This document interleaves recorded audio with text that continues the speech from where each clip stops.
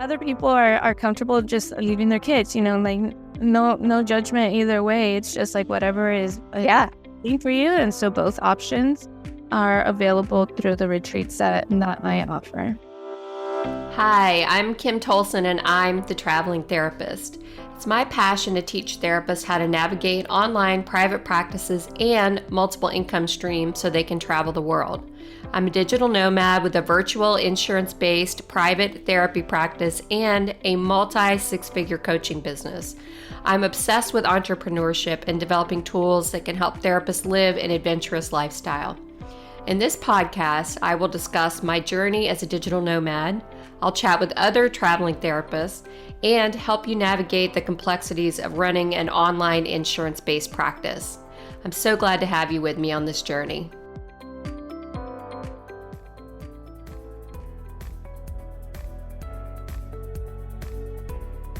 Going in-network with insurance can be tough. For example, waiting a year to get credentialed in some cases. Filing all the right paperwork is time-consuming and tedious, and even after you're done, it can take months to get credentialed and start seeing clients. That's why Alma makes it easy and financially rewarding to accept insurance. When you join the insurance program, you can get credentialed within 45 days and access to enhanced reimbursement rates. They also handle all the paperwork from eligibility checks to claim submissions, and they guarantee payment within 2 weeks of each appointment.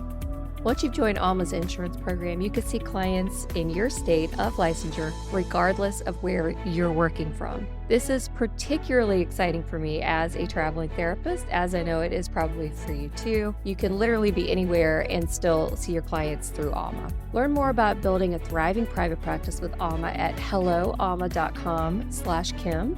That's hello, ALMA.com/KYM to get started.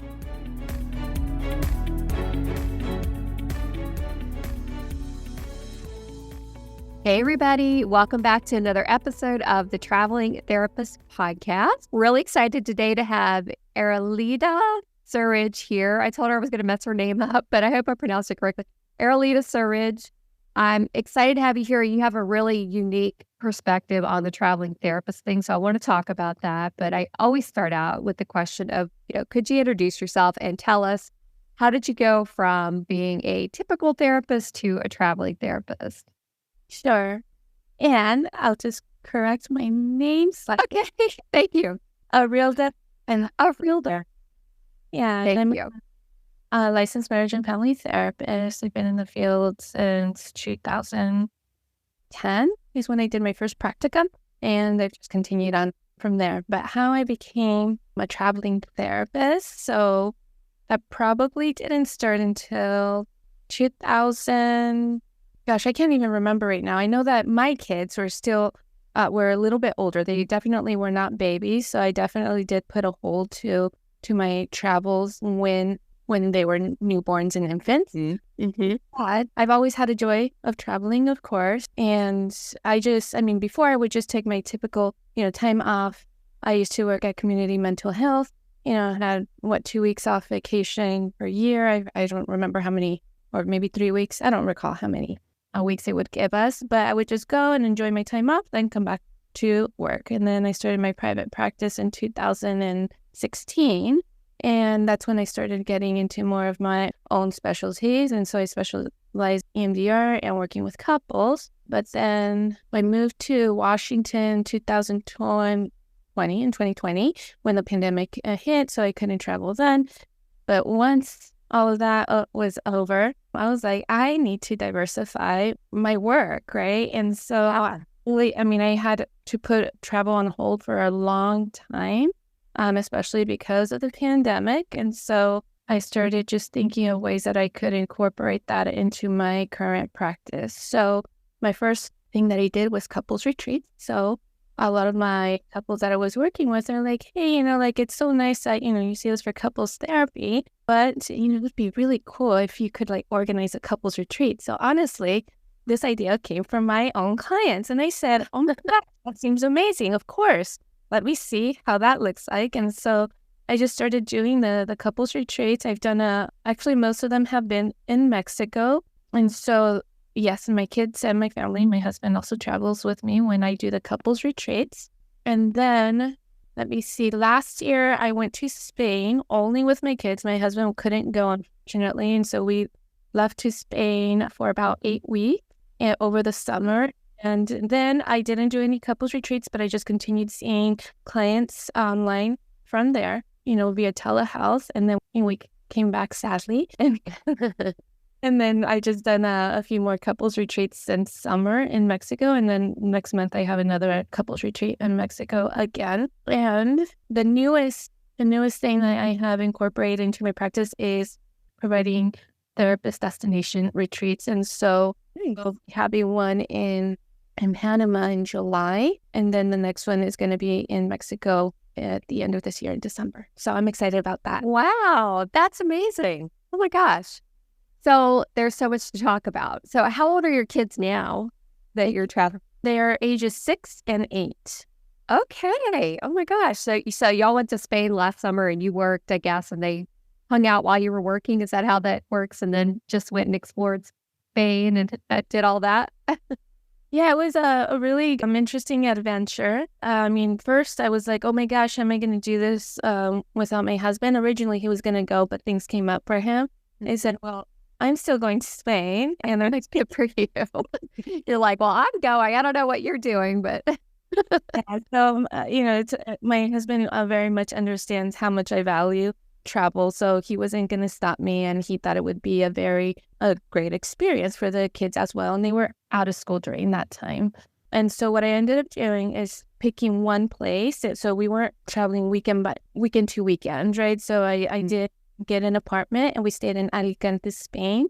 Before we did make one stop where it didn't work. I wanted to visit my friend in London, and before we went, we all went to London first, and that was great. We were there for about a week, and then we made our way to Spain. And so that's where I had my setup. I had already inquired about childcare, and I felt comfortable in that regard because the sitter would be there when I was just working from the apartment in the bedroom. And so, as far as me having the anxiety about leaving them with a stranger and I'd be out of the apartment, that didn't have to happen, right? And so on a very good babysitter app, which shows reviews, kind of like an Airbnb, shows reviews, like she had good reviews. I said, great. And she would just come in, because of the time difference, she would come in the afternoon there. So I was working from 4 p.m. to 8 p.m., just seeing my clients Monday through Thursday. And then on Friday, Saturday, Sunday, that's when my kids and I would just go adventuring to other cities in the surrounding area of Spain. So we did rent a little car. It was a little car, which was really cool. Kids loved it. And we would just use the weekends for exploring. How fun. So what's the name of the babysitting app? Is it like care.com or something like that? Or do you remember? Just curious. Put you on the spot. It's okay. I just love to give resources. So that's a really good idea. I mean, I know care.com in the United States, but I didn't know that if it was something different in different countries or babysit. That's all. That's pretty easy to remember. Okay, babysit. That's really cool. Great idea. And I'm guessing it's affordable and all of that just to hire somebody off the app. Yeah, for the rates over there are very different, right? So it is a lot more affordable. So for my 2 kids, it came out to be about $15 per hour, which, just taking into account how much, one brings in per client, but like insurance or your private pay, it doesn't matter. It's still very affordable. And then during the day, people have asked me what my kids did during the day, which there was free time, but I wanted them to socialize and get to know the culture too. So I did put them into a Spanish program there. And nice. And what's great about that is that they got to socialize and meet other kids. And now they have friendships that they developed, and I'm still in contact with the parents, right? So if we ever go back there or they ever come here, there's a connection there. But they ended up speaking Spanish by the end of the summer, right? So kids, wow, soak up stuff easily. And that was actually one of my goals, because I'm a Spanish speaker. My family's from Mexico, but it's so hard, them having grown up here, right, for them to really want to learn Spanish. So I said, okay, well, we're going to be over there. So hopefully You learn, and they learn tons. And so that was one benefit of having them there doing the camp. It was a summer camp during the day. And yeah, so that was awesome. We enjoyed the beach. We stayed in a coastal town, so we enjoyed the beach, the pool, right? The apartment that we stayed in did have like a really good facility of the outdoor pool, even an indoor pool, little jacuzzi, a play area, right? So even when the babysitter was not inside the apartment, they would be outside just enjoying the apartment complex. Mm-hmm. Amazing. That is just really cool. Spanish immersion. You want your kids to learn a language. You just moved in the country for 2 months and put them in camp. That's fantastic. I love that. So let's talk for a second about the retreat. So it sounds like you have client-facing couples retreats, but you also are branching out to therapist retreats as well. Yes. What is that process like for you? It sounds like maybe you mix and match a couple, maybe 3-4 times a year. It sounds like maybe you're doing retreats, or how often are you doing this? So for the couples retreats, I'm doing at least 2 to 3 a year. This year, I'm only going to do 2, though, because I do have therapist retreats that I'm asked in. So going forward, I just plan to do 2 couples retreats and then 2 therapist retreats each year. So it'll be 4 travels, and each of the retreats are about 5 days or 5 nights, 6 days. And yeah, so that's kind of how I have it organized in my mind with this therapist retreat. And interestingly, like a lot of people are interested. And so my Panama retreat, I just have one more accommodation left, which is really exciting that people were interested so quickly. But other people, they're like, we're really interested in that training, but can you do it during the winter months, right? Yeah. They want to get into the warm weather when at home it's, freezing or thing. Right. Right. That's why I planned the one in December over in Playa del Carmen, Mexico. So, oh, nice. That's fantastic. Yeah, really great. So before we hit record, we were talking about when you do these retreats, you take your kid, I guess, regardless of the time of year. And one thing I had said before we hit record was, that's so interesting because one of the biggest pain points I hear from traveling therapists is like, I've got this wanderlust. I want to travel. What do I do with my kids? They're in school, but you said to me, you take them out. You just take them out of school. So I'd love to talk about that. Like, what does that process look like? How does the school system respond to that? I just would love to just hear all the things about that because I know that's a huge issue for parents. Yeah, I haven't run into any problems. I mean, if anything, I think teachers and the schools are very excited that I'm taking them away. I mean, when they're in school, right? And so this Spain trip was over the summer, so I didn't really winter. But when they're in school, I take them out for about 5 days typically. I mean, there was one time where it was 2 weeks, but I just check in before we leave to see if there's anything that the kids can take. At this age, since they're still so young, right? So I have a kindergartner and my 3rd grader.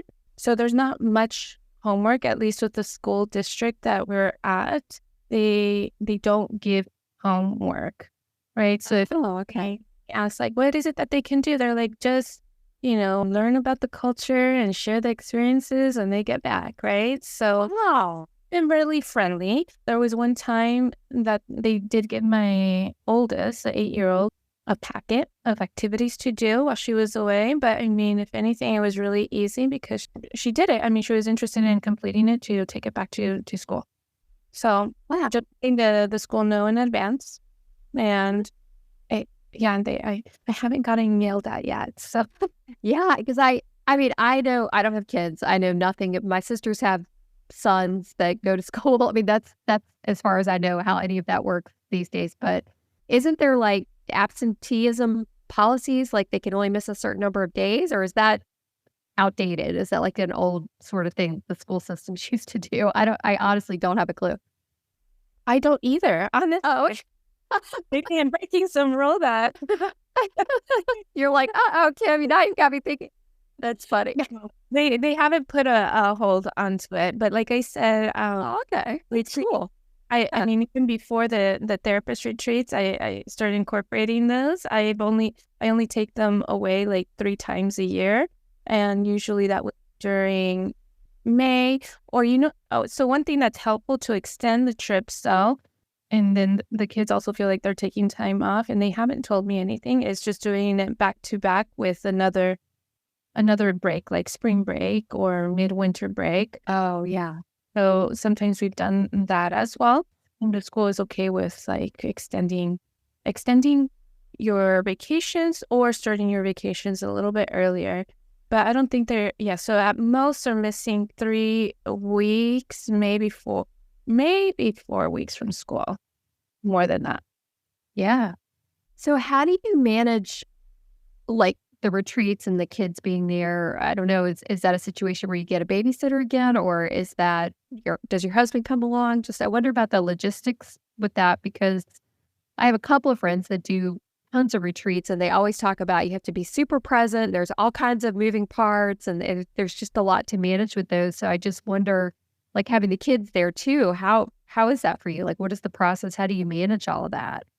Yeah. So, for example, like the couples retreats, I just make sure to schedule the workshops that I do in the morning. So usually it's 9 to 12. So then the rest of the afternoon, I I'm free, right, with my kids and or husband. My husband is also a therapist, right? So he does help co-facilitate those retreats, but I'm the leader. Oh, There as my support. And so that's been really great. And when we're both away, so when we do these couples retreats, we do stay at a family-friendly resort. And I think that's very cool because there's a lot of entertainment for the kids there. So even if I still have to prep for the workshop the following day, the kids are either at the resort kids club, which is free. It's always included, right, in what you pay. And so that's great. So I can continue just doing a little bit more work. And then I enjoy the rest of the afternoon and evening with them. But the only thing that resorts typically do not allow is for parents, right, or the guardians to leave the resort and leave them at the kids' club. oh, okay. As far as that goes, though, we've always just used the nanny services that the resort has, and we feel comfortable with that because either sometimes they'll use their own staff from their kids' club that work at the kids' club to watch the kid, right, and choose a kids club, right? They can, supervise them at the kids club or take them to the pool or to the resort playground, but they always stay within the resort. Or they are also contracted with a nanny service that the resort is familiar with. So we've had tons of great experiences with them, and it's affordable. I mean, I would say, it's not as affordable as Spain, maybe double the cost, but it's well worth it. And it's worked well for us. I mean, if anything, we're only away from our kids about 4 hours a day when we do that, and the kids really enjoy it, right? So they always ask, like, who's going to be our babysitter? And this. Oh, that's nice. Yeah, so they like their break away from us too. Yeah, that is awesome. You've got a really perfect system worked out. Yeah, when you start talking about it, I was like, oh, all the all-inclusives and even cruise ships always have these kids clubs where you can just, drop them in the morning and pick them up at night if you want to, really. They've got activities and they keep them busy and right, all that. Yeah, they do. They have tons of activities planned for the kids. But yeah, we haven't had a bad experience with the kids club. No. That is amazing. That's so smart. And, if you have to hire nannies, I'm sure you're working all that into the pricing of the retreat, the cost of the resort, and the extra care and all that stuff. I'm sure it's worked into the price with the people you're helping. Right. The retreats. Yeah. So some people ask, like, well, how much do you earn? Right. So for me, I'm happy. Right. So each person is different. Right. I'm happy as long as it covers my travel costs. Right. So as long as it's able to pay for my flights and my accommodations with my kids, that's where my happy place is. If I come out more, great. But if that's all there is, I'm like, okay, my trip was paid for and I got to enjoy this really lovely place. Yeah. And take your kids and have family time and all of that. Yeah. So it comes out well worth it. But I'll say that there's also a couple times a year where I also just go away with my kids and husband where I don't have to worry about anything, and it's a little pleasant as well. So But that, I mean, as you can see, we do travel a lot. Yeah. My kids are getting to know different cultures and having different adventures, visiting different places, trying different foods. So as a mom, as a parent, that's also very important to me. And so if anything, I think my kids have the travel bug. They're like, okay, where are we going to next? I'm like, well, sometimes I don't know. I'm like, well, we have wherever we pick. Yeah, whatever works out. That is fantastic. Yeah, because I was going to ask, how do the kids like it? Did they ever get tired of it? Or they just, I mean, it sounds like they like the kids club. They enjoy the travel. They really enjoy the immersion and just are into it. Mm-hmm. Yeah. Meeting new people. That's also a big thing for me. You know, like when you travel, you just meet really amazing people, and they can be like lifelong connections, and you just never lose touch. Like my friend that I visited in London, like I met her during one of my travels. And my best friends since 2011. That's when I did that travel. So it's great. That's fantastic. I love how you've worked this out. So you can still make money, you can still travel, you can take your kids with you. You've got all the logistics figured out. That's really amazing. Really is. Yeah. So is there anything I didn't ask you about that maybe you get a lot of questions about around the retreat planning or, marketing, just anything like that a lot of people might reach out to you to get advice about if they want to do something similar like this? Yeah, I think a lot of the questions just revolve around like the logistics, especially if I'm traveling with my kids. Mm-hmm. And I've nailed it down. I don't feel like it. Mm-hmm. Yeah. The only thing I haven't nailed down though is the packing. I still overpack. I'm always thinking, and A, B, and C happens. Well, here I have it. But yeah, but it's worked well. And then also with my 8-year-old, she always wants to take all her stuffies, right? Or plushies, whatever she calls them. I'm like, we can't fill your suitcase with all of that. She's like, yeah, I'm gonna miss them. And so it's a lot of fun. Like every single travel, it's exciting but stressful. But once you're at your location, it's like, okay, you made it. And then the return home. I mean, for me, a home is here. I live in Bainbridge Island, which is just a ferry right away from Seattle. But it's like always nice to come home, await the next adventure. That's fantastic. Yeah, so exciting. So if people want to go on a retreat with you, how do they reach out to you? How do they get connected to you? If therapists are listening and want to go do something with you, one of these trips. Yeah, so all my information is on my website, which it's www.wellnesscounselinginc.com. And that's where I have all the retreats posted. I mean, every so often I'll post on Facebook or people just hear about me through, friends or colleagues, which happens too. But all the information is there on my website. Thanks. And, something just occurred to me. The people that come, like therapists or, do you encourage them to bring family? Like bring their kids if it's a family-friendly type place? Do you encourage that? Or is it like, no, I want you to just focus on yourself. Don't bring your kids. I just wonder how that goes for you. And so, yes. So both of the places that I have, the Panama and Playa del Carmen, are family-friendly. For some reason, no kids are. I mean, actually, I do have a therapist that asked if they could bring their teen that they travel a lot. So I was completely supportive and open to that. But then I also started thinking, I was like, wait a minute, but I travel with my kids all the time. And the one in December is a very family friendly place. And so the parents can do their workshop, do their yoga or meditation classes, right? So everything, and the kids will be in a safe place at the kids club, which this place is Waldorf inspired, right? So, to do a lot of like nature trails or hikes or to the, I don't know what Waldorf philosophy is, but I know it's a lot of hands-on stuff. So they'll be very well taken care of and entertained while the parents are also enjoying their time, right? And being able to unwind and relax and do some much needed self-care. And we all know that we need that as therapists for sure. Yeah, that's amazing. I mean, some therapists listening might be like, there's no way I'm bringing my kids on a retreat, but others might be really into that. So I think it's a unique twist on the retreat, at least the therapist retreat thing, to be able to bring your kids, since it's already going to be family friendly anyway, if they're connecting with you to do something like this. That's neat. I want to be able to have that option, in case some parents do want to bring them. I mean, I know that there's some people that get a lot of anxiety traveling without their kids. Mm-hmm. And I kind of fall into that realm too. Yeah. But other people are comfortable just leaving their kids, like no judgment either way. It's just like whatever is for you. And so both options are available through the retreats that I offer. I love that. Love it, love it, love it.